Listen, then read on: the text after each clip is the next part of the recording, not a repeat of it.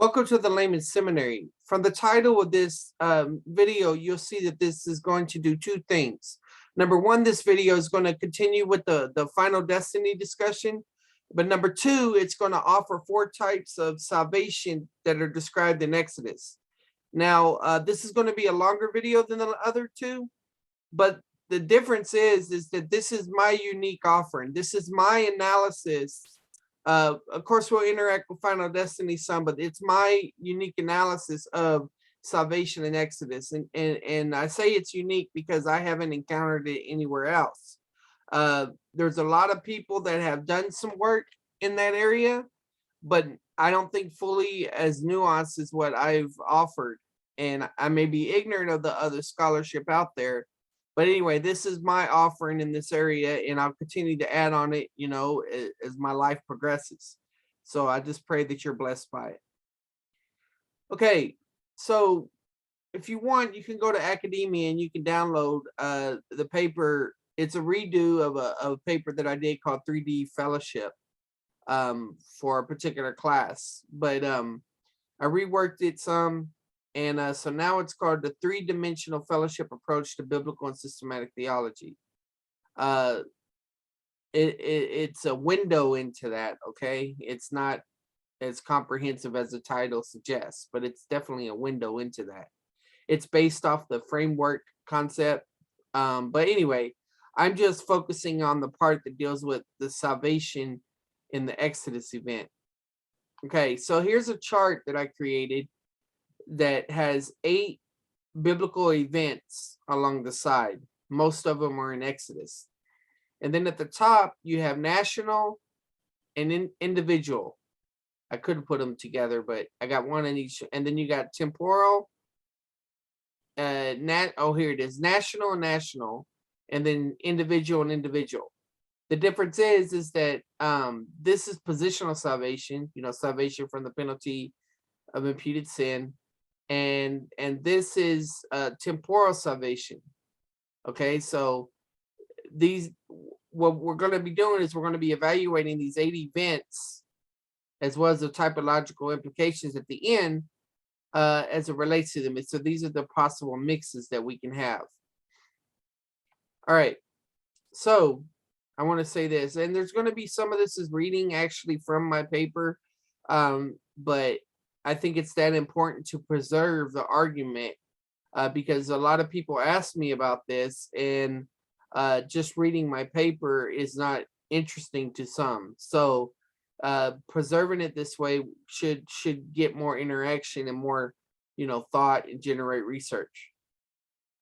The reader must take caution considering the 8 events as points where salvation took place. Positional salvation passages may be temporal salvation passages for those who are already positionally saved as a group. Positional salvation can occur before, after, or when temporal salvation occurs.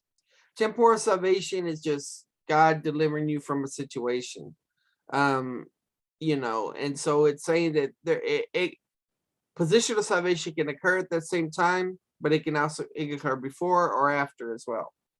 All right, so going on. Now, this particular one, we're going to move around, but in the slideshow, and I haven't decided where I want to put it at, but when we get to the content, I think it'll be clear where it goes. So the first category is national positional salvation, or NPS. This is when an entire group of individuals is positionally saved simultaneously. Now, believe it or not, this is probably the one that most people are used to when talking about the Exodus generation. Now, the difference is, though, is rather than saying that every one of them is saved, they would just say that the writer is portraying them as saved in the New Testament when referring to them. But in this view, the entire group is saved. So, like, for example, they would normally put the Passover or the Red Sea crossing or some event like that as whenever the whole nation became positionally saved. I will be arguing a little bit different. I will be arguing that they were saved before those 2 events, but we'll just see how it all works out. Okay, if you're interested in a more sermon type approach or the sermon process approach. I did a sermon based off of these findings back in 2019. And this particular video right here is my real-time sermon preparation PowerPoint talk-through method, where I'm just talking through the PowerPoint at that time to help me prepare for preaching.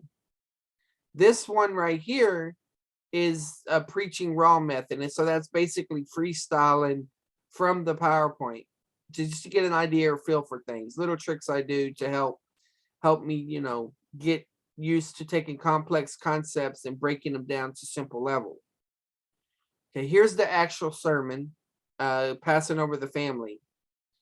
Okay, now I noticed that whenever I started the book of Exodus 1, it made a reference to the sons of Israel.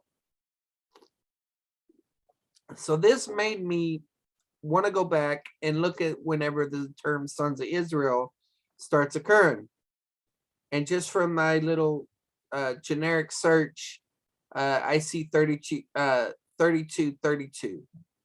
It says, therefore, to this day, the sons of Israel do not eat the sinew. So this is where Jacob has just wrestled with God and his hip's been hurt. And then it makes a reference to the sons of Israel here. Okay. In 36:31, now these are the kings who reigned in the land of Edom before any king reigned over the sons of Israel. So we got that term being used here as it relates to the other nations, the Edomites. 42:5. So the sons of Israel came to buy grain among those who are coming. So this is a reference to whenever the sons of Jacob, called the sons of Israel here, are going to Joseph to buy grain. And they're representing Israel before it's a nation there. So, okay, 45:20. Then the sons of Israel did so, and Joseph gave them wagons. So once again, talking about the actual literal sons of Israel. Genesis 46:5. Then Jacob arose from Beersheba, and the sons of Israel carried their father. So once again, same. 46:8. Now these are the names of the sons of Israel. And so here's an actual name of them. But look at this. Jacob and his sons who went out. Reuben, Jacob's firstborn. And so this goes beyond the 12 sons. Okay, so this is where the term sons of Israel is being used for the descendants of Jacob. Genesis 50:24. Joseph said to his brothers, I am about to die, but God will surely take care of you and bring you up from this land to the land which he promised an oath to Abraham, Isaac, and Jacob. And Joseph made the sons of Israel swear, saying, God will surely take care of you, and you carry my bones up from here. And so this is the idea. This is what I'm going to be calling national temporal salvation. This idea that God is going to deliver the whole nation from slavery. But they're not actually in slavery at this point. They were living well, but not in Israel. So, continuing on. Okay, here's an example of the chart broken down, and how I kind of do it. I got the notes and stuff and the comments, but we got slides for each one of these. I just wanted you to see how we're dealing with before God commissioned Moses is the first event. And so we got this information going across. All right. So temporal national salvation refers to group salvation from some temporal circumstance. So the Red Sea crossing could be considered this because they're being protected from Pharaoh's armies. I guess the Passover lamb could also be one because they're protected from the death angel. Okay. Isaiah 1:1. Now these are the names of the sons of Israel. I thought it was just interesting how the book begins with the sons of Israel who came from Egypt, and there's the whole list of them, and we see that that's extended.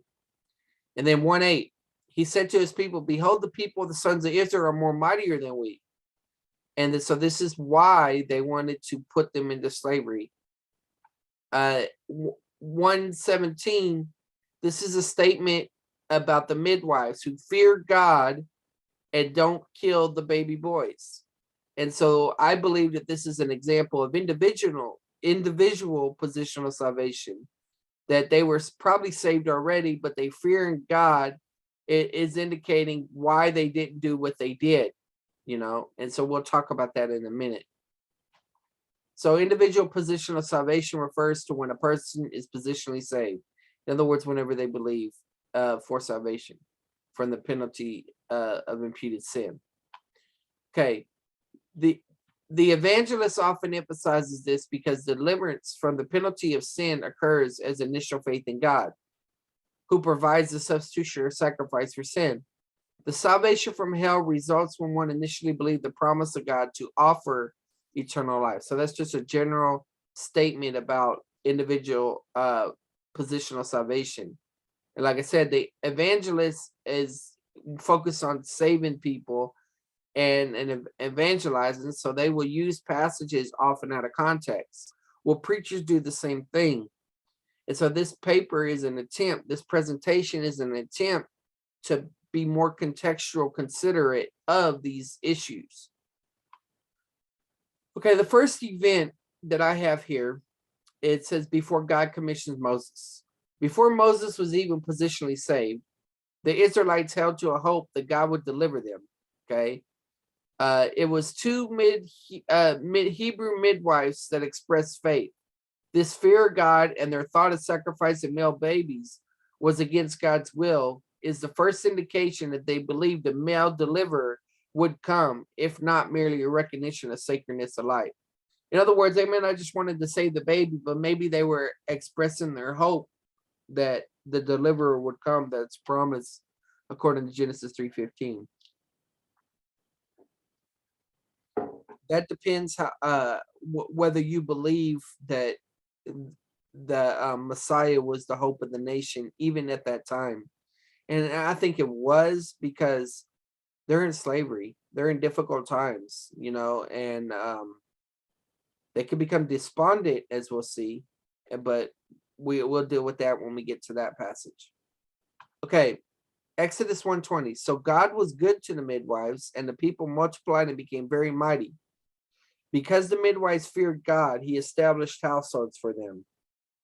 Then Pharaoh commanded all his people, saying, every son who is born you are to cast into the Nile. So get this. The book starts out with the sons of Israel, right? Well, the sons of Israel in general are oppressed. But then the sons of Israel specifically, biologically, are now attacked. Okay? And so satanically, we know this from future revelation, that this is Satan's way of trying to stop the deliverer to come. Now, the immediate deliverer was the Messiah, but if all the male's children are destroyed, then there would not have been a Messiah. Jesus would not have been able to come. Okay. Continuing on. So this is talking about whenever she couldn't hide the child any longer, she put the child into the basket and put him in the Nile. I think it's interesting. The text could have said that she put the son into it, but she's putting the child in there. And that makes me wonder, and this is just at an observational level, if because he's not yet a son, he's not yet a threat. Even though, see, because look, the Pharaoh's looking for a son, but he's a child. And yeah, he's a boy, and we know there's a context for that, but it's just interesting that it's using that word there. Maybe I'll do research on that later on. Okay, so individual temporal salvation, or TIS, whichever way you want to put the acronym. TIS sounds better than ITIS, but it's just whichever you want. But it can occur before, after, or without positional salvation. So, for example, Moses received temporal salvation from the Nile River, but he wasn't positionally saved. He was just delivered from the Nile River, physically delivered from the Nile River. So there is the physical salvation of Moses. Okay, so notice in 2:10, the child grew. which reminds me of Jesus in the New Testament. But anyway, watch this. The child grew, and she brought him to Pharaoh's daughter, and he became her son. Okay, so now we have something else going on. The child that was the sons of Israel are all being attacked. The Pharaoh's looking for a son, but as a child, he goes underneath the radar, and ironically, he becomes a son in Pharaoh's own household. So it's just amazing what motif seems to be going on there. All right. So let me see if there's anything else. Okay. So 2:19. So they said, an Egyptian delivered us from the hand of the shepherds. So this is kind of interesting that after Moses has fled, after killing the Egyptian, the women are describing him as the deliverer. So you see that foreshadowing going on. All right. 2:22. Then she gave birth to a son, and he named him Gershom. All right. It could have said child, but it said a son. It's focusing on the biological idea, probably the idea of inheritance, and probably the idea that there would be a hope that someone would crush a serpent's head and bring a deliverance from Egypt or something. See, because at this point, Moses does not know that he's the deliverer. And so he calls his son Gershom from Ger, which means sojourner, because I've been a sojourner in a foreign land. In other words, he's not walking in the land of Abraham right now. This is 23. Now it came about in the course of those many days that the king of Egypt died, and the sons of Israel sighed because of the bondage, and they cried out, and their cry for help because of their bondage rose up to God. So the sons of Israel once again are crying out, and it's gotten worse, you know. And so the expectation is, where's this son? 24. So God heard their groanings, and God remembered his covenant with Abraham, Isaac, and Jacob. Talking about the Abrahamic covenant. And God saw the sons of Israel, and God took notice of them in general, but he's going to bring up one specific son. So look at this. Even though we see characters having faith, for example, the midwives and stuff, Exodus 2:23 makes it sound like the Israelites were not crying out until they first called on the Lord before he provided the deliver, which applies 3DF. 3DF is my definition for three-dimensional fellowship. It stands for doctrinal fellowship, social fellowship, and spiritual fellowship. I'm just saying that this implies that they have fellowship with God. They're crying out to God in some type of sense. Okay, and there's the passages that relate to that. The Abrahamic covenant provides service-oriented fellowship context for crying out. And then because he told them, about this situation. Israelites as a people group were in bondage. There were positionally saved people during these events, and they still had an opportunity to fellowship with God.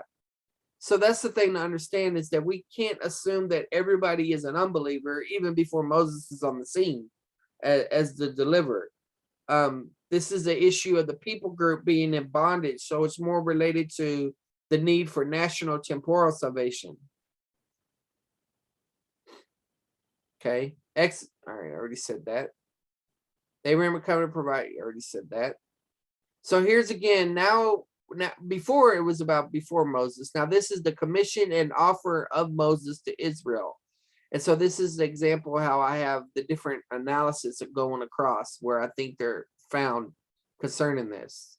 And if it's blank, that's because I don't see it in the text. Now, Exodus 3:1. Now Moses was pasturing the flock of Jethro, his father-in-law, the priest of Midian.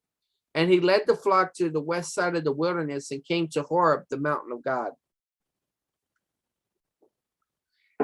This is significant because it's letting the reader know that something's about to happen. The expectation is you're going to encounter God on the mountain of God. And so he does in the burning bush. What's interesting is that whenever God reveals himself for who he is, Moses hides his face, for he was afraid to look at God. And I don't know the full implications of that, but maybe some of it has to do with the fact that Moses might have felt like he was disciplining Israel, that Israel was not in favor with God, or that somehow the teaching about the closeness of God was eclipsed by the stories that made people fear God at that time. I don't know, but regardless of what it was, he was scared. And you would have to go back and evaluate, do you see this type of fear with the patriarchs, with the people in Genesis? Or is this a progressive idea of people becoming more and more fearful of God? That's just an observation, a thought to think about. All right. The Lord said, I've surely seen the affliction of my people. So he's calling them his people, right? Who are in Egypt, and have given heed to their cry because of the taskmaster, for I'm aware of their sufferings. Okay. Event 2, the commission and offer of Moses to Israel. Moses knows who God is because he hides his face once God identified himself as the God of the patriarchs. It is a man that got brought into 3Dth with himself, and that God delivered, and through a man that God delivered them. The Egyptian system trained Moses, which indicate he was not a believer, a possibility. However, his mother and sister had an early influence on him in his life, so he knew the oral stories, possibly, right? Of course, as a baby, his mother is not going to be able to teach him oral stories. So that's more on the idea of, is there a sense of where his sister and others still had influence on him after being in Pharaoh's household? I think it's a possibility. Moses offered himself as a represented God and prophesied deliver. That's whenever he didn't know it at that time. I mean, before the killing, he didn't know what was going on, but he had that righteous indignation and all of that, but he was doing it in his own strength or before God's timing or all of that. But I think this is the passage focusing actually when he offers himself to Israel after already being called by God. Okay. God called them my people before he ever delivered them. And the text says they believed. And we're definitely going to be looking at that in a minute. It takes the text seriously, and there seems to be no indication of hyperbole when it describes faith. The Exodus event occurred because of God's faithfulness to the Abrahamic covenant. So this author, talking about myself, discussed every event involving service-oriented fellowship. The book of Exodus depicts God delivering Israelites from the slavery of Egypt as sons in order to serve God. And we'll see that in a minute. They were his sons by covenant adoption, which I call positionally permanent covenant, because God is the one that keeps a covenant in existence for as long as he is determined it to exist. And that's what I mean by positionally. And it's permanent, like the Abrahamic covenant is an everlasting or eternal covenant. Their inheritance, not their salvation, is infused, since the firstborn son inherits. His sign was that they would worship at Horeb. Therefore, the son is to serve. That's the idea of this motif here. Taken at a motif level, the book of Exodus is about a son set free from temporal bondage to worship and serve God as part of their inheritance. That almost sums up the whole Bible, or at least the call to each individual salvation, even though I don't think that this is focusing on a positional aspect of things. But I do see the motif. God was their suzerain, protecting and providing for them based on his royal land grant to Abraham. The inspired Moses authored the book of Exodus within a covenant and revealed himself as a God of the covenants that protected and provided for his people based on his promises. While individuals were in fellowship, I'm just going to say it like that, and the text depicts the nation in familiar terms, they cried out for freedom. God reassured them that Moses had fellowship with God through the signs he performed. They asked to go out to worship, implying fellowship. Their prayers and fellowship resulted in plagues on the Egyptians, as evident by the order of events. Kind of similar to what we're thinking about the book of Revelation, about the saints. God's intent for the Exodus event is that his people would worship and serve him. They did this while in slavery, but they eventually went out of Egypt to worship. Okay, so now we're going to dig in. Exodus 3:8. So I have come down to deliver them. So the Lord is the deliverer, right? Or is this Moses talking? From the power of the Egyptians, and to bring them up that the land to a good and spacious land, to a land flowing with milk and honey, to the place of, and these are the people that he had promised according to the Abrahamic covenant. Yeah, this is God talking. So God's the ultimate deliverer, even though Moses is used as the instrument of delivering or agent. Exodus 3:10. Now behold, the cry of the sons of Israel come up to me. And so he's mentioning that again. And 10, therefore come now, and I'll send you to Pharaoh, so that you may bring my people, the sons of Israel, out of Egypt. 3:12. And he says, certainly I will be with you, and this shall be the sign of you that it is I who have sent you. When you have brought the people out of Egypt, you shall worship God at this mountain. So there's the go, worship. They will pay heed to what you say. So he's telling them they're going to listen. So now please let us go 3 days journey into the wilderness, so we may sacrifice to the Lord our God. So the whole intent of them being wanted to be, they're going to ask if they can go worship the Lord, even while they're in their slavery.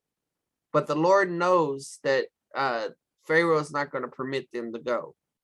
So it's going to see how this unfolds. Exodus 4:1. Then Moses said, what if they will not believe me or listen? What should I say? For they may say, the Lord has not appeared to you. Now, the question is, well, why in the world would they doubt that Moses was the deliverer? Maybe they don't recognize him. Maybe they think, oh, man, you're a failure. You know, this is 40 years ago. Whatever it may be. I think the issue of despondence, they gave up on looking for the deliverer, even though they hoped for one. Very similar to what happened with Christ at his first coming. 4:21 or 22. Then you shall say to Pharaoh, thus says the Lord, Israel is my son, my firstborn. So I said to you, let my son go, that he may serve me. But you have refused to let him go. Behold, I will kill your son, your firstborn. So this is talking about physical death right here. But when it's talking about the firstborn here, we're talking about inheritance, legacy and stuff. For Pharaoh, this meant the next king of Israel, his dynasty. And so got all this going on here. All right, so we're going to bring a little bit of Dillo in here. And this is what Dillo says. Even though Israel had become God's firstborn son, the entire wilderness generation, with the exception of Caleb and Joshua, forfeited the inheritance due to the firstborn. This is talking about later on. God disinherited them, and they wandered in the wilderness for 40 years, and most of them died there. So it's physical death related to disinheritance. Okay. Exodus 4:30. And Aaron spoke all the words which the Lord had spoken to Moses. He then performed the signs in the sight of the people. Now, as a response of him doing this, watch what the text says. So the people believed. What did they believe? They believed that he was the deliverer. And when they heard that the Lord was concerned about the sons of Israel, now some people say, oh, well, they're just believing in signs and wonders. No, listen to the content of what they believed. They heard the Lord was concerned. You see the phrase and the language and the tone from the very beginning of the book of Exodus, and that he had seen their affliction, and they bowed low in worship. So these people, the nation of Israel, that Moses and Aaron have gone to in Exodus 4:30 and 31, believe in the Lord, right? Which are probably already saved, but we're going to put this as a time whenever possibly national positional salvation occurred, where all of them believed. And notice they bow low in worship. So you could even say that that's like bearing fruit. Okay, the Israelites, here's Dillo again. The Israelites as a nation revealed their regenerate condition when they promised we would do everything the Lord has said, 19:8, and they believed in the Lord and they bowed low in worship. The previous video goes into those slides more. I'm just focusing on my contribution here mainly. They believed in the Lord, and as a reflection of it, they worshiped him. They not only believed in worship, but they also put their trust in the Lord and feared him. Other passages that are talked about here that we're going to address.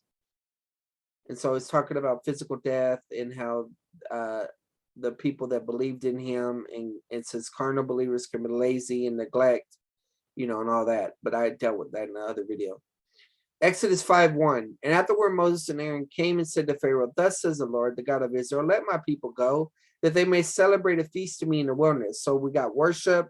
We got this idea of celebrating a feast. And then Pharaoh don't know who the Lord is, or he's not recognizing him. Then they said, the God of the Hebrews, watch this, guys. The God of the Hebrews has met with us. Please let us go a 3 days journey into the wilderness, so we may sacrifice to the Lord our God. Otherwise, he will fall upon us with pestilence or with the sword. I thought this was very important that they used the word us. And they almost make it sound like they're saying, well, if we don't go out and worship, then God is going to plague us. But that's not what the text is really talking about. The idea is that they were to go out and worship. God wanted them to go out to worship, and God knows that that's the means it's going to harden the heart, because you're going to hear them. They're going to say, no, you're lazy and all of that stuff. But what this may be a slight indication of is that the people are identifying with the Egyptians. In other words, they're like, if you don't let us go, then God's judgment is going to fall on us, talking about we inhabitants of Egypt, including the Israelites. I don't know. That's just at an observational level, but I thought it was interesting. Exodus 5:17. But he said, you are lazy, very lazy. Therefore you say, let us go and sacrifice to the Lord. And so they're going to make them work, and they're going to make things harder for them. And so here the people are basically, why did you ever send me? Moses is saying, after the people had responded, the leaders actually had responded against him. Ever since I came to Pharaoh to speak in your name, done harm to his people. You have not delivered your people at all. Remember, God said he's going to deliver. Moses is pictured as the deliverer, but he hasn't delivered the people at all. That's what he thinks. I also established my covenant with them to give them the land of Canaan, the land in which they sojourn. So God, there's the promise of the land and all of that. 6:4. Let's see. Abraham, Isaac, and Jacob lived as strangers in Canaan, meaning that they had no property rights there. So that's related to that. 6:6. Say therefore to the sons of Israel, I am the Lord, and I will bring you out from under the burden of the Egyptians, and I will deliver you from the bondage, and I also redeem you with the outstretched arm and with great judgment. Then I will take you for my people. Now this is interesting because they're his people already. Sons of Israel are his people. But here he says, I will take you for my people. So when he calls them people, is it prophetic? Is it proleptic? Either way, the idea is that the way this is used in scripture, it refers to somebody that's in good standing in covenant. It doesn't necessarily refer to positional salvation. That's important to recognize. 6:9. So Moses spoke thus to the sons of Israel, but they did not listen to Moses on account of their despondency and cruel bondage. And so I think this is part of the reason why some people did not listen to Jesus or his claims. And I think those people that didn't listen, they eventually got saved in the book of Acts. Okay, here's some observations that I included in my sermon whenever I did it. And I'm doing it in advance as we're going to be going into these passages in more detail. But so what we see here is the book of Exodus has shown us that the Israelites are spiritually saved or positionally saved in 431. We're going to see how the destroyer passes over both Egyptian and Israelite houses. So we're seeing how God is judging the Egyptians, but God is also revealing himself to both people groups. We're going to see how some people may have gotten spiritually saved during the plagues. And we're going to see how spiritually saved people were delivered from physical death. Yet God makes a distinction between Egypt and Israel. So right here we have an example of God judging the Egyptians. He says, once more, I will bring on Pharaoh and on Egypt, and after he let you go from here. When he lets you go, you surely drive it out from here completely. Okay, so we're fast forward to the last part of the plague, last plague. God has revealed himself to both people groups. Speak now in the hearing of the people that each man ask from his neighbor and each woman from her neighbor for articles of silver and articles of gold. All right. And then right here, the Lord gave the people favor in the sight of Egyptians. Furthermore, the man Moses himself was greatly esteemed in the land of Egypt, both in the sight of Pharaoh's servants and in the sight of his people. Moses said, thus says the Lord, about midnight, I'm going out into the midst of Egypt. It's just really interesting that Moses is respected by Egypt. I wonder if they know who he was. But it sounds like they did, or they respected him because he was a powerful man of God and they like power or whatever. But going on, Moses said, thus says the Lord, about midnight, I'm going out into the midst of Egypt. So here we got God judging the Egyptians. And all the firstborn in the land of Egypt shall die, from the firstborn of Pharaoh who sits on the throne, even to the firstborn of the slave girls behind the millstone, all the firstborn of the cattle as well. Wherever there shall be a great cry in all the land of Egypt, such as there not been before, and such as never shall be again. So here we have a God making a distinction between Egypt and Israel. But against any of the sons of Israel, a dog will not even bark, whether against man or beast, that you may understand how the Lord makes a distinction between Egypt and Israel. All these your servants will come down to me and bow themselves before me, saying, go out, you and all the people who follow you. And after that, I will go out. And he went out from Pharaoh in hot anger. Okay, so that's describing what's going on there. Then the Lord said to Moses, Pharaoh will not listen to you, so that my wonders will be multiplied in the land of Egypt. Moses and Aaron performed all these wonders before Pharaoh, yet the Lord hardened Pharaoh's heart, and he did not let the sons of Israel go out of the land. So here's the chart again. So we're on the final plague and the Passover, and this is the analysis of them, which we'll break down. This is just this is the other side of it. So I just wrote national positional salvation, temporal national salvation, temporal individual salvation, individual positional salvation. Exodus 12:1. So it's talking about the Passover lamb. They were each want to take a lamb for themselves. So Israel's being addressed here. Now the Lord said to Moses and Aaron in the land of Egypt. And then right here, the families are being addressed. Speak to all the congregation of Israel, saying, on the 10th of the month, there each want to take a lamb for themselves. All right, so here's that passage related to that. I'm going to go a little fast whenever I can. This is talking about putting the blood over the doorposts in which they, on the houses in which they eat. So here's Israel killing the lamb. The whole assembly congregation is killing at twilight. There's more of the blood on the doorpost idea. Now, this is a statement about R.T. Kendall, a Reformed guy. I think I actually have his book. But he's basically saying is that these people who kept the Passover that went through the Red Sea, I think he's just focusing on the Passover, that these people were saved and we'll see them in heaven. Like I said, I put their salvation at a national level at probably in Exodus 4:30. And so what that means is that if they were nationally saved, nationally positionally saved in Exodus 4:30, then that means that the Passover is temporal salvation of some type, which we'll talk about. The Passover means, so for I will go through the land of Egypt on that night, will strike down all the firstborn in the land of Egypt, both man and beast, and against the gods of Egypt I will execute judgments. I am the Lord. So when we Christians say that the Exodus was a polemic against the gods,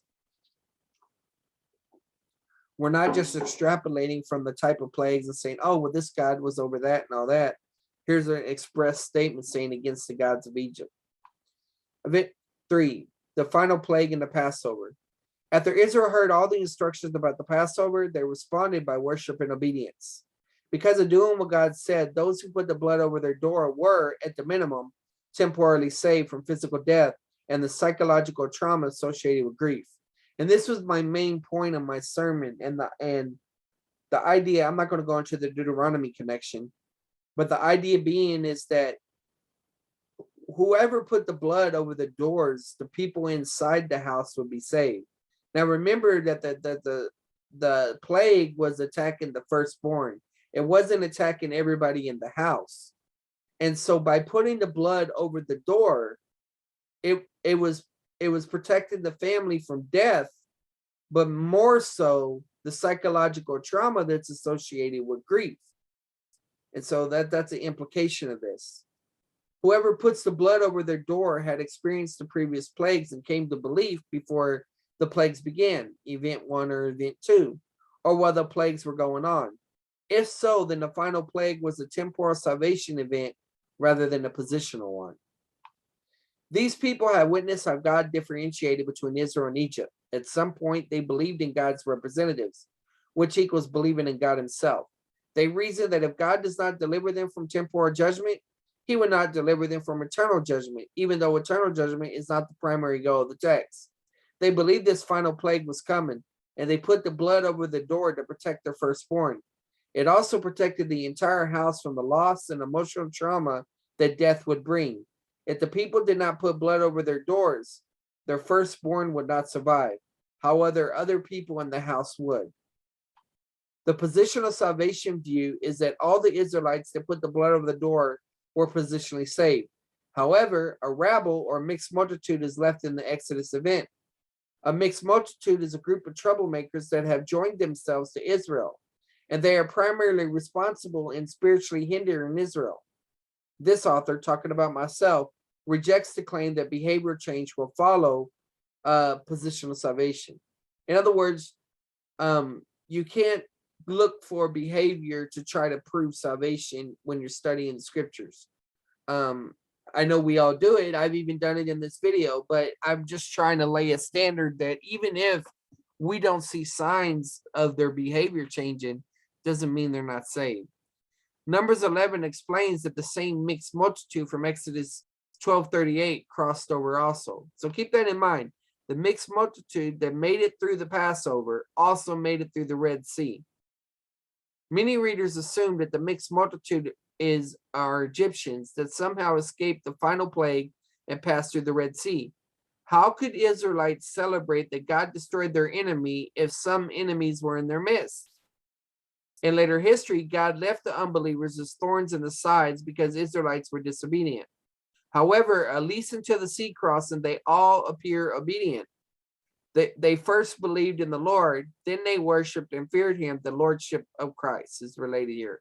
So this basically what I'm arguing is that the rabble, the mixed multitude, are saved as well, positionally saved. Another possibility is that the foreigners are not Egyptians, but various ethnicities living in Egypt.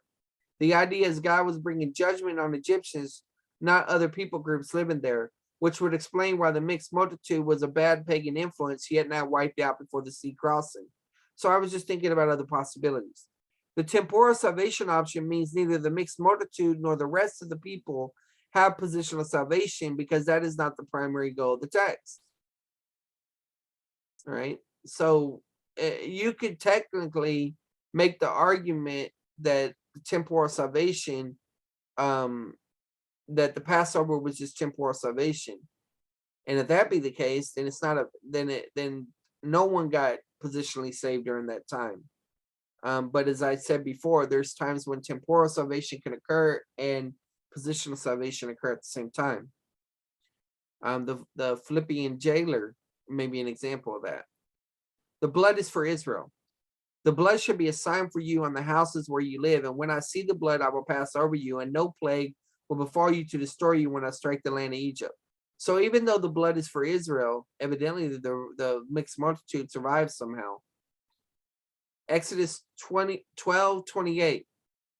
All right, so he's passing over the sons of Israel, and he smote the Egyptians and spared our homes. And the people bowed low and worship, went and did so, just as the Lord had commanded Moses, and so they did. So this is emphasizing that the Passover is to teach how God was bringing judgment on on Egyptians, and also making a distinction and emphasizing that they worshiped, they obeyed, just as the Lord had commanded.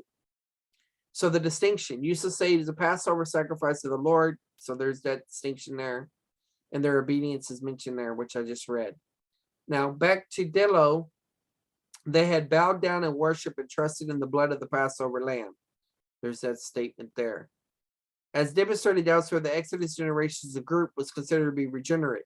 They had believed in the Lord, had trusted in the blood of the Passover lamb, and have believed in Christ because it's spiritual rock. I understand what they mean by that. So going on, trusted in the blood of the Passover lamb, he says again. So this is Exodus 12:29. Now it came about at midnight that the Lord struck all the firstborn in the land of Egypt, from the firstborn of Pharaoh who sat on his throne to the firstborn of the captive who was in the dungeon, and all the firstborn of the cattle. 1 second. This relates to the connection between physical death and psychological trauma. Pharaoh arose in the night, he and all his servants and all the Egyptians, and there was a great cry in Egypt. There's the psychological trauma, for there was no home where there was not someone dead. A further distinction, a mixed multitude also went up with them, along with flocks and herds, a very large number of livestock. So the text is like making this distinction about this mixed multitude. Now, here's where we get into the interpretation section of what I did for my sermon. So I mentioned here, spiritually saved believers are saved from psychological death, psychological trauma associated with grief. God protected believers from this judgment. Unbelievers experience a different kind of judgment. So the Egyptians, and then ultimately the great white throne judgment. But believers do experience trials and divine discipline.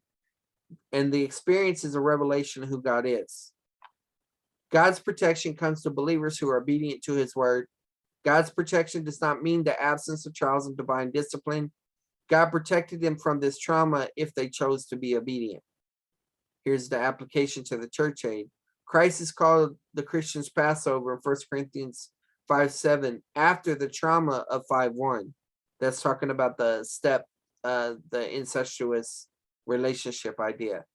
The experiences of the Israelites were for our learning, according to 1 Corinthians 10:6 and Romans 15:4. All right, so going back into Exodus 13:3, it says, Moses said, remember the day in which you went out from Egypt, from the house of slavery, for by a powerful hand the Lord brought you out from this place, and nothing leavened shall be eaten. Okay. And so he's making a connection. This is Dillo making the connection between the 7-day feast and the wedding feast. But I went into that in the last video. 14:30. Thus the Lord saved Israel. Now, what kind of salvation is in view here? From the hand of the Egyptians, and Israel saw the Egyptians dead on the seashore. Well, he saved them from physical death. He saved them from the Egyptian armies. So this is national temporal salvation. When Israel saw the great power which the Lord had used against Egyptians, the people feared the Lord, and they believed in the Lord and in his servant Moses. Now you could say that what's happening is there were some people that believed the Lord, then the Passover happened and some more people believed the Lord, and then the Red Sea happened and some more people believed the Lord. But then you got to say, well, how did they get through the Red Sea? How did they get through the Passover? And there's different ways you can evaluate that. But the general point is that all of these examples can be just temporal salvation. But if a person is already saved whenever it occurs, then that brings on an additional nuance.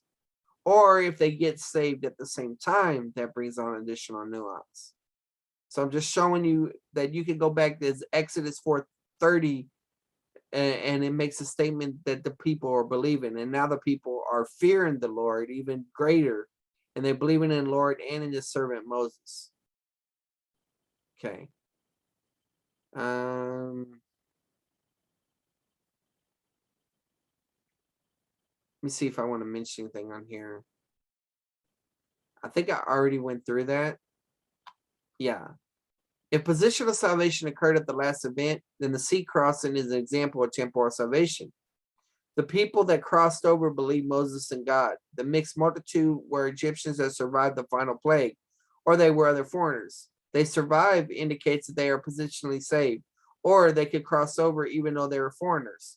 If it's an example of positional salvation, the mixed multitude present is part of the nation of Israel, like how Ruth converted. And so here we are evaluating the crossing of the Red Sea through these different categories. Positional salvation happened at the sea because by faith they crossed over the sea. Hebrews 11. Paul indicates that they identified with Moses and experienced the same things, and this passage is additional proof that they were positionally saved at that moment. 1 Corinthians 10, 2-4. However, this offer will offer an experiential sanctification approach under the discussion of typology.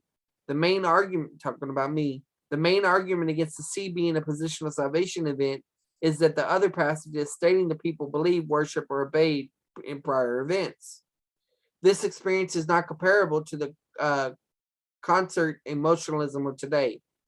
So some people would say, yeah, the people just were emotionally and that their belief wasn't genuine, but that's not how the text indicates it. So in a concert of today, Christian invites others who may have no faith in God. They're present to enjoy the artistic talent. However, suppose the Christian presents the gospel in an understanding way. There, they are positionally saved, not based on the emotional thrill or enjoyment of the artist, but by recognizing this as a representative of an encounter with God. This difference is that rather than enjoying, these people had just witnessed the tragedy. So that's another thing. I mean, in the concert imagery, you're enjoying your time, but in this situation, they just experienced a tragedy. While they may have been jubilant that God was plaguing their enemies, the people did not express joy until later.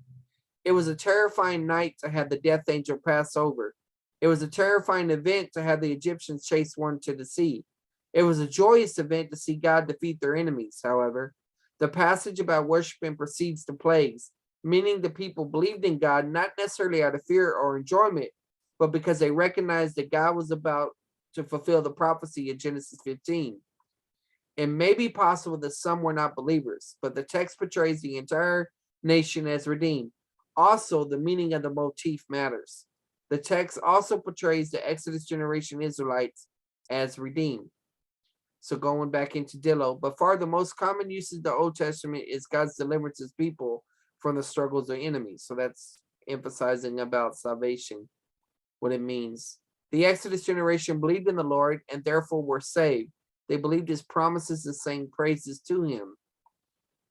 They believed in the Lord and they bowed low in worship. Furthermore, they also feared the Lord. They had bowed low in worship and trusted in the blood of the Passover lamb. In all the instances, the call to enter the temple of the land are addressed to those who seem to be viewed as saved. This suggests in the New Testament, the call to enter the kingdom may be addressed to believers. So that's related to that. I went into that in the other video. As demonstrated elsewhere, the Exodus generation as a group were considered to be regenerate. They believed in the Lord, had trusted in the blood for Passover lamb. So continuously going back into this. Community leaders, since they have believed on the Lord of the nation right there. This is where the people feared the Lord and put their trust in him and in Moses' servant, 1431. Israelites in the wilderness who have believed in the Lord. The writer probably has in mind Yahweh's terrible words to the believer. This is talking about they shall never enter my rest. He mentions about the Israelites who had believed in the Lord previously, had trusted in the blood of the Passover lamb. All right, continuing on. There's the passage about sinning continually into physical death. 17:14. Then the Lord said to Moses, write this in a book as a memorial and recite it to Joshua. Then I will utterly blot out the memory of Amalek from under heaven. I think I talked about this last time, this idea of writing in a book and the idea of blotting out of a book. It could be the sense of no longer being remembered or recognized, or it could be in the sense of physical death. And this relates to the New Testament, because in the Old Testament, the book referred to everyone that was in the covenant underneath the theocracy. In the New Testament, it refers to everyone that is a believer, but specifically it can also refer to rewards. And we'll get to that stuff in the future and analyze that. Okay, this is what I just said. All right, so it's mentioned about Gershom, the sojourner. He's talking about inheritance right here, how that's related to that. So this is Exodus 19. If you obey me, you'll be in the kingdom of priests. And so this is showing that the priesthood was conditioned on their obedience. So this relates to their inheritance. Same thing. This is where the people swear that they will follow the Lord and do what he says. And once again, this is their related to their desire. Okay, so here we are at Mount Sinai, the event 5. We have seen that the sea was an event that may not have resulted in positional salvation because everybody may have been positionally saved during or before that time. However, the response in Exodus 19:8 indicates they were positionally saved before the event since they obeyed. However, these same people committed idolatry. This event has a lordship emphasis where the nation recognizes they must submit to the word of God or face temporal consequences and eternal ones. However, nowhere does the text indicate these people were positionally saved at the moment unless one assumes the lordship submission follows positional salvation or it is positional salvation itself. While there's a distinction between the events of the sea and Sinai because of the lack of evidence for the sea crossing being a positional salvation or positional salvation event, this author does not believe it is a picture of the saved coming submitted 3 months later. However, unless the Sinai event is the point of salvation, it is at least demonstrates the lordship can be after prior belief. So in the wilderness right here, this is outside the book of Exodus. So I would just skim this because we'll deal with it more when we get into Numbers. We got the next video we'll be doing will be on Leviticus. All right, so there's the right here. I'm just going to read this event just so you're aware of the claim. In the wilderness, few were positionally saved above age 20. The different spiritual passages combined with the allegorization of the promised land to mean heaven has shown that no one who died in the wilderness were positionally saved. However, this view must explain why God allowed the mixed multitude to survive the Passover and the crossing of the sea. Why did God not eliminate them during one event? John includes the bronze serpent passage to introduce John 3:16, but that does not mean that they were unsaved people until that time. In other words, I'm saying most would, some people would try. Let me try to clarify what I'm saying here. There's a passage in Numbers 14 where it talks about Joshua and Caleb have a different spirit, and then they take the promised land and allegorize it to make it like heaven, and then they basically try to make the wilderness generation that came out of the Exodus as not really saved. And I'm saying that that's not how the text is being used here. John utilized this passage for illustrative purposes, even though it originally applied to positional salvation people needing temporal salvation, because they were being attacked by the fiery serpents. Whatever position one takes on the Exodus event has implications for positional salvation, especially in the New Testament. I'm getting tired, but I'll try to get through here. Okay, in the plains of Moab, which I believe is whenever the main audience, original audience for the book of the Pentateuch. At least they're hearing Moses' final sermon in Deuteronomy there. Event 7 in the plains of Moab. The people in the wilderness do not get positionally saved until Moses delivers the sermon on the plains of Moab. The main drawback of this view is it would have to explain how unbelievers experienced the supernatural hand of God and obeyed Moses, yet were not positionally saved. They responded to God as king, but not as savior, but considered everything they knew. The two were inseparable in their minds. It makes no sense to make this a defining moment when so many over the events that have typological use in the New Testament are suited for the temporal point of salvation. However, this author includes it to be comprehensive.